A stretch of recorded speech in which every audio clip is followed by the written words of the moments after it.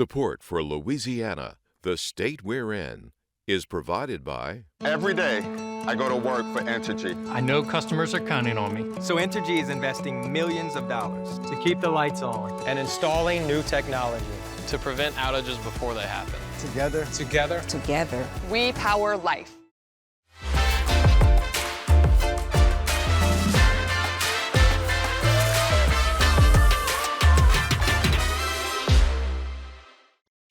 Additional support provided by the Fred B. and Ruth B. Ziegler Foundation and the Ziegler Art Museum located in Jennings City Hall. The museum focuses on emerging Louisiana artists and is an historical and cultural center for Southwest Louisiana. And the Foundation for Excellence in Louisiana Public Broadcasting, with support from viewers like you.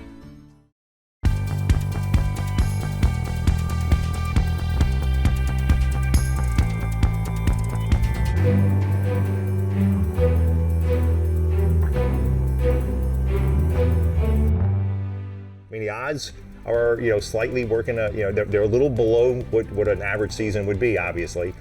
It's hurricane season again. What's brewing in the Gulf? Colonoscopies used to be a screening age 50, and now we're seeing that patients really could benefit from a colonoscopy starting at age 45. Closing out Women's Health Month. And anything to do with the Constitution, the Bill of Rights, and they'll come. Usually teachers will ask you to have someone talk on a subject that they're going to be teaching that week. So it kind of depends on what they're going to be teaching. Do our kids fully understand the legal system? I always felt like, gaslit as a child. It's like, I know I'm not crazy, and I know these things are happening. And a look at Art Rocks. Hi everyone, I'm Kara St. Cyr. You may have noticed I'm in a different location this week. Here at LPB, we're doing some renovations in the studio. For the next couple weeks, I'll be here in the control room. But we start tonight's news with woes at the Capitol. Lawmakers have less than a week to finalize the budget. Wednesday, some representatives refused to approve a measure lifting the spending cap favored by Governor John Bel Edwards until the Senate released a spending plan. Some House members voted to block that same resolution that would lift that spending cap from making it to the House Appropriations Committee.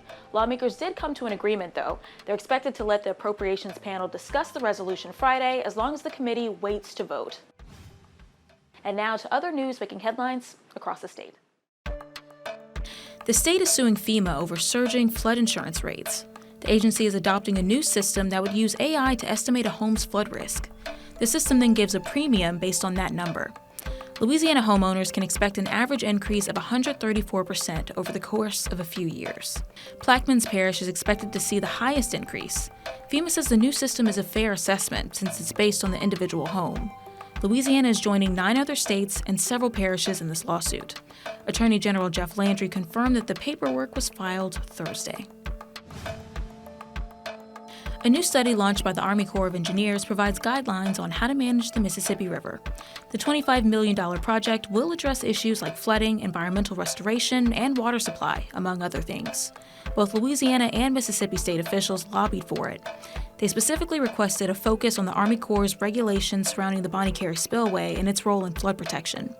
The study will also focus on environmental issues in other states, like Tennessee and Alabama. Opera Southern of Southern University put on a special opera performance honoring the late Emmett Till. The opera will tell Emmett's story in 3 acts, starting with his journey from Chicago to Mississippi, ending with his death and the subsequent trial that famously acquitted 2 white men. The opera's composer, Charles Lloyd Jr., is currently the professor of music and director of choirs at Southern University. He says the original iteration of his opera did not depict the violence of Till's death because it was too emotionally charged. But in the latest edition, he added the scenes saying it was necessary for the story. The opera debuted on May 16th to a full house. A Louisiana lawmaker says the gators are overpopulating and he's sick of it. Louisiana alligators are protected by various laws enacted to keep the population at a healthy number, but in the past 50 years, the number of gators has expanded from 100,000 to 3 million, which, for perspective, is 3 times the population of the Sunshine State. State Rep Chad Brown says the alligator boom is spilling into human-populated areas, which could be dangerous. He's proposing a bill that would loosen hunter restrictions and expand the hunting season. Brown's resolution cleared the House Natural Resources Committee without objection.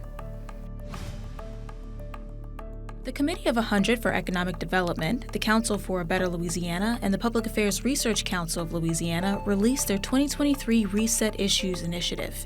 The initiative has 55 policy recommendations and 9 policy briefings, which focus on 4 key areas: tax and spending policies, improving education, improving infrastructure, and public safety. It's been studied by a national consultancy. It's been studied by our own legislature. The results are positive. These are the things that can make a difference in Louisiana. Everything's cumulative. I know many of you have been around long enough to know, you look back 10, 15 years, we were doing this back then, right? We need to change our tax code. We need to do better in education. We need to do better in transportation. I know it's cumulative, but we have gotten some improvement.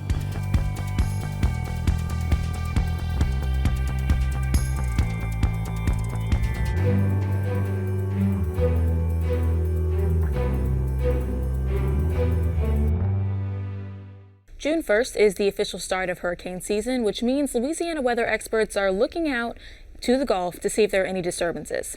After a relatively mild 2022 season here in the state, Barry Keim, our state climatologist, has what we're expecting this year. So thank you so much for joining us. So let's start with the basics. So we're expected to be in an El Nino this year. So what does that mean for us? El Ninos are good news for the tropical season.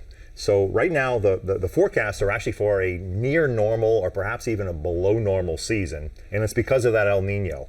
The 2 main factors that we really look at are the sea surface temperatures across the breeding grounds. Now, they're above normal. That's a predictor for an above normal season. But then the second piece that you have to put in there is whether or not you're in La Nina, neutral, or in El Nino conditions.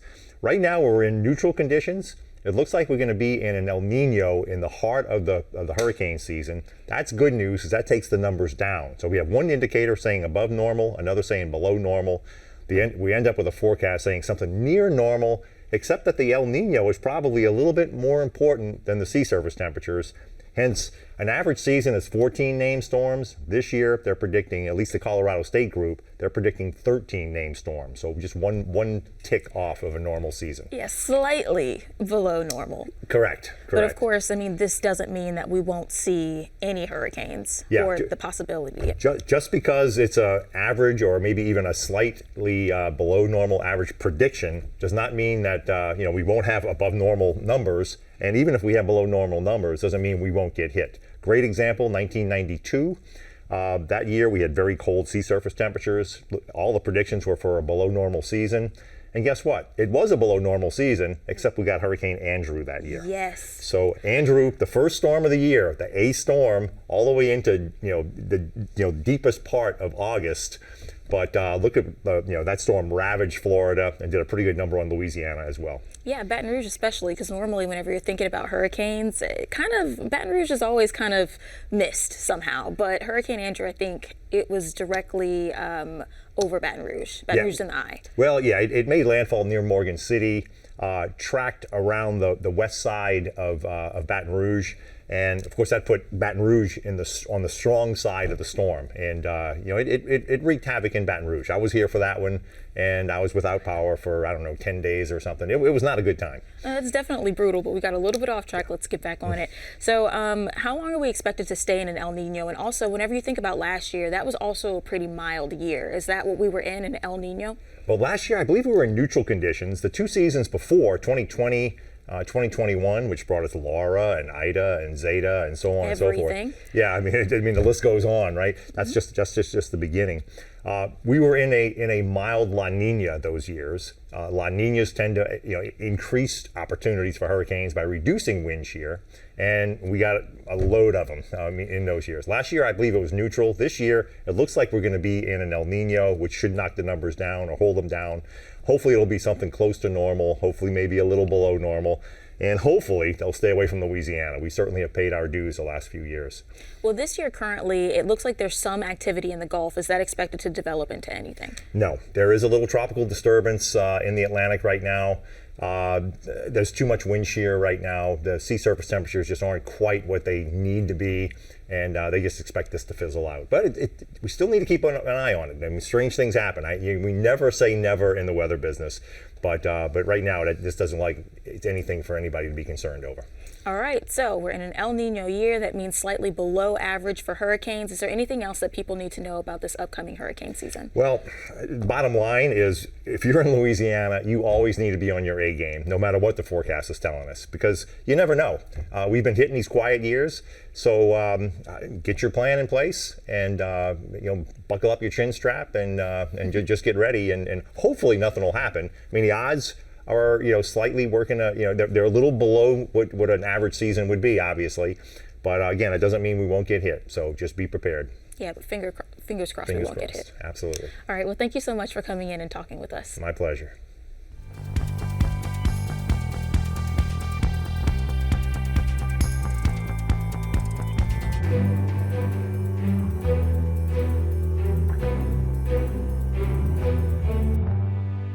If ignorance is not a defense to any criminal prosecution under Louisiana law, then it's imperative that the public have a thorough understanding of the criminal justice system.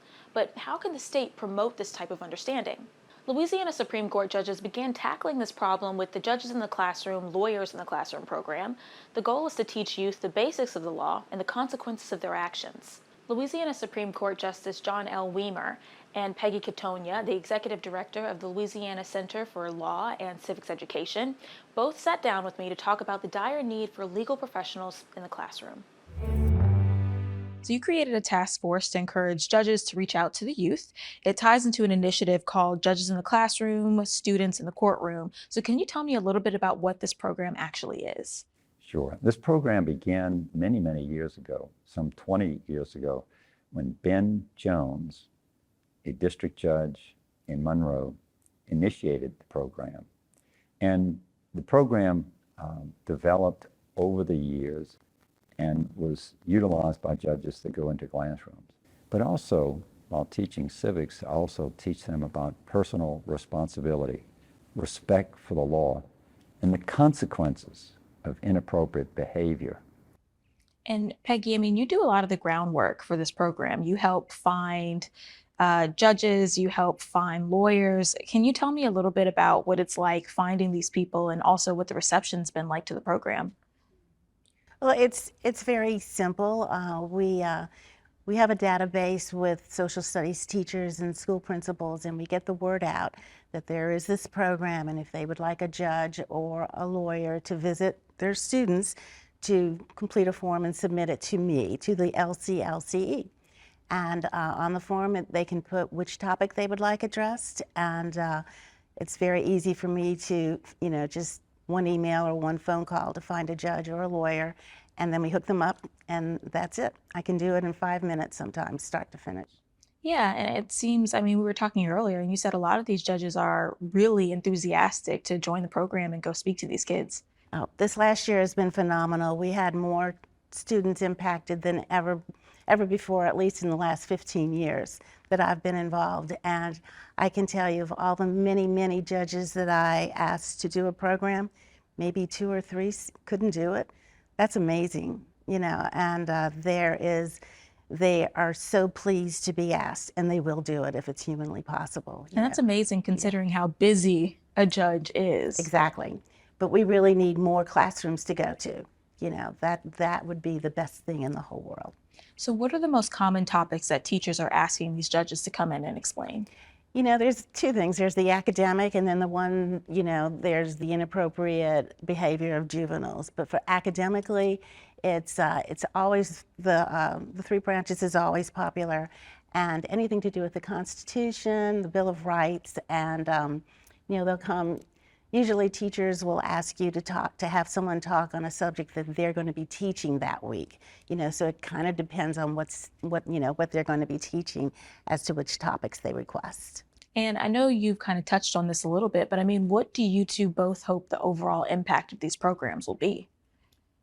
That no young people are involved in the juvenile justice system would be the ultimate goal. This interview is part 1 of 2 interviews I did with Louisiana Supreme Court justices. Stay tuned next week for the rest.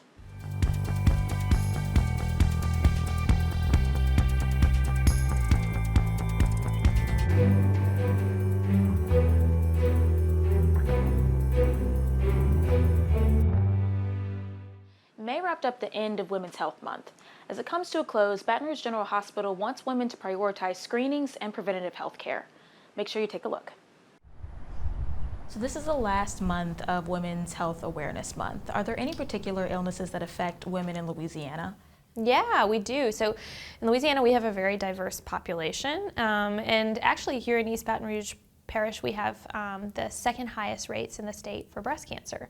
And so when we look at breast cancer, usually it's identified on an annual mammogram. What we see here even in East Baton Rouge Parish, but nationally, is that amongst women who get diagnosed with breast cancer, Black women tend to have a higher mortality rate. We're not sure if that's necessarily because maybe they're finding their cancers later, maybe their cancers are more aggressive, or maybe is it because there are systemic issues in healthcare. So that's one trend that we know of that's affecting us locally, and that we also see on a national scale. Wow, anything else? I mean, what about HPV? That's something that affects a lot of women nationwide. Yeah, so the Gardasil vaccine has been around for maybe over 12 years now, but it is still we're still having a hard take rate. Fortunately, the Gardasil vaccine has been approved for women into their 40s now, and so that could be a way we reduce cervical cancer further. But yeah, so interestingly, cervical cancer here in Louisiana is actually more common than it is in many other states. And so definitely, if we could talk to patients about getting the Gardasil vaccine, many patients that were too old to get it when they were kids because it didn't come out then, could now get it as adults, and they could see reduction in their risk of cervical cancer, potentially throat cancer, and anal cancer even. And you said that that's, cervical cancer is high here in Louisiana. Is that because of HPV? It is because of HPV, yeah. And so we know that there's high-risk strains of HPV that are related to cervical cancer, and the ones we have here in Louisiana we think that we have some that are kind of more specific to our area here, which is kind of interesting. Okay, well, outside of cancer and HPV, are there other chronic illnesses that affect women in Louisiana more than other places? There are. So here in Louisiana, with the diversity of the population, we have good food, we do a lot of partying down here, so we have a really high rate of chronic conditions, things like diabetes, obesity. We have a lot of smokers that still have significant risk factors to their health. We have quite a few patients that have chronic hypertension. We see a high rate of kidney disease. And so these kind of chronic conditions are ideally treated with a primary care model. And so unfortunately, I think one barrier to care in Louisiana is just that a lot of patients don't have a primary care doctor. And so when they find out about these problems, maybe things are a little more advanced or a little more far along than when they could have found out, years before. Right, so it's all about preventative care, really. Yeah. So I think ideally, all Louisianans should have a primary care doctor, someone who knows their health history, someone that they can call when they're sick. I think we're all using the urgent cares all the time when we feel bad, but really kind of like having a primary care home to manage your chronic conditions that you may not even know about is sort of the most important thing women can do at any age of their life. All right, so everything seems to go back to preventative care. So that means get your screenings, go and get your shots, and just make sure that everything's okay. Go to those doctor's appointments. Yeah, and what I'll say about that is I think patients, when they think about the gynecologist, they think, oh, well, that's just my pap smear. But it's so much more than that. Ideally, when you go to your GYN, you're going to be talking about wellness. You're going to be talking about your exercise habits, what you eat. You're going to be talking about how is your sex. You're going to be talking about how are your bowels working. You know what I mean? What does your breast health look like? And so really it's the whole picture. And so, I think trying to reframe it as instead of just, I need my pap smear, it's how well am I? A wellness check. Am I up to date on all the screenings that I need? One quick thing, colonoscopies used to be a screening age 50, and now we're seeing that patients really could benefit from a colonoscopy starting at age 45. So that's something that we've adjusted just in the last couple years. And then the other thing is a lot of patients are skipping out on their mammograms. And so getting a mammogram every year after the age of 40, even if you don't have a primary care doctor, even if you don't have a gynecologist, try to find somewhere to get a mammogram. All right, so yeah, preventative care. That's what everything comes down to. Yeah, yeah, I think so. All right, well, thank you so much for talking with us. Thank you. So the bottom line is to make sure that you don't skip your monthly doctor's appointments and make sure you go to those screenings. Now, moving on to something special. The emphasis of Mike Weary's art is about the plight of African American men. He draws his inspiration from current events, history, and his own personal experiences, and all of that brings his artwork to life. Dorothy Kendrick presents this week's Art Rocks episode. I don't paint for aesthetics. I paint for feeling and story. I want you to pay attention to the painting. I want you to engage with it. I don't want it to be, oh, this is something that'll look pretty on my wall and you forget about it. I don't want that to be the conversation. I want there to be a deeper conversation, a why while you're staring at the painting. I use a darker style, Gothic, Dorian Gothic is what I've phrased it as. And it's just a reflection of being black in the South. It's macabre. We have a good time, our culture is beautiful. We're beautiful, but there's a very dark past with that. And trying to cope with that, I feel like in some way it symbolizes bringing light from the dark, but also just with value. It shows more depth coming from those dark areas. I painted James Baldwin because I usually paint people who are influential to me, and through his readings, and I've listened to a lot of his speeches dating back, but the one line that always sticks out for me and hits me at my core, he said to be Negro in America and to be relatively conscious is to be in a constant state of rage. And my entire life, I've always felt this state of rage and not really knowing how to place it other than in art. The way he is so on the nose, he doesn't hold back.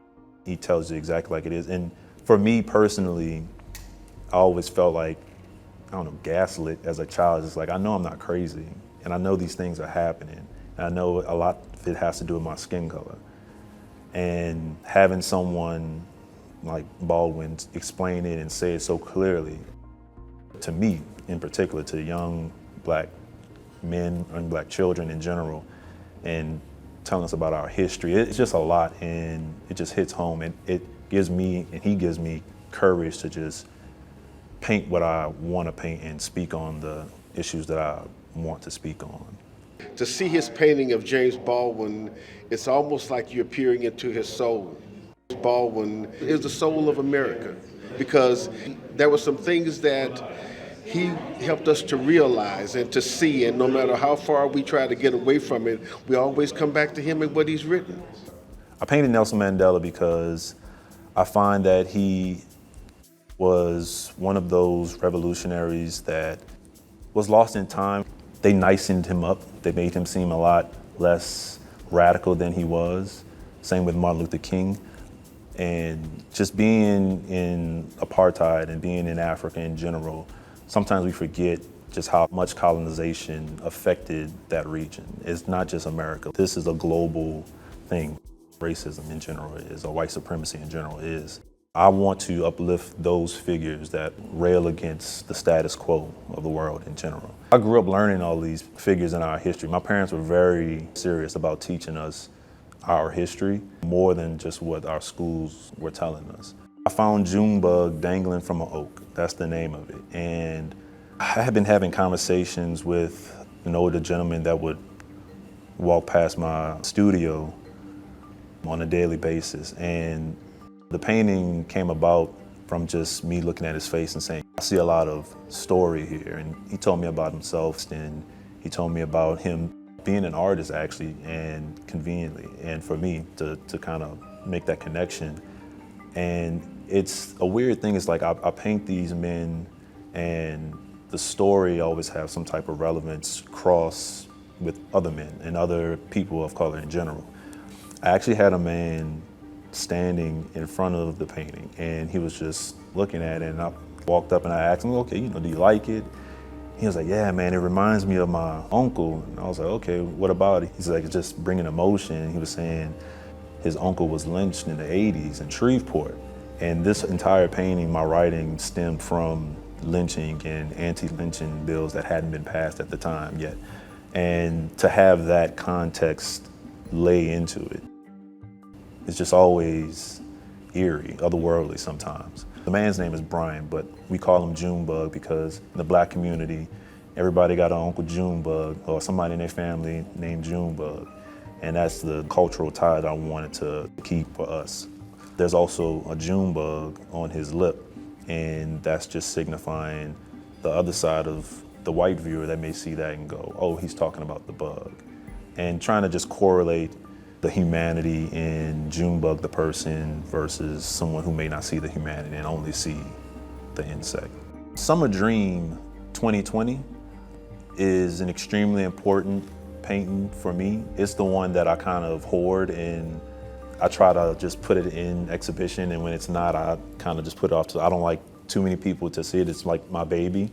It's important to me because I was creating it right around the pandemic, and I suffer from extreme anxiety sometimes, and the pandemic just heightened that for me. And obviously that was around the time that we had the social unrest in 2020, and it's just been odd because I painted this painting in March of that year, and George Floyd was murdered in May of that year. But everyone sees this as a George Floyd painting, and it's just eerie and otherworldly sometimes how art mimics light. It's very personal for me.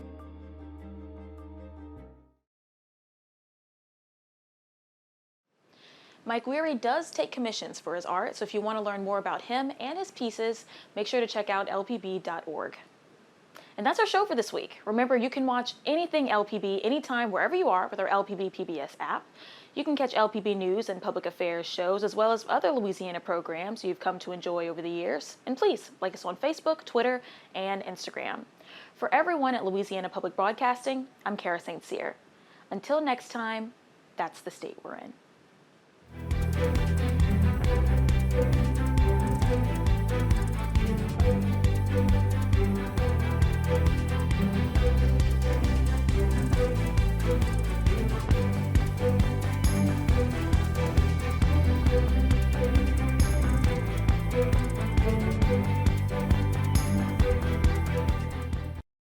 Every day, I go to work for Entergy. I know customers are counting on me. So Entergy is investing millions of dollars to keep the lights on and installing new technology to prevent outages before they happen. Together. We power life.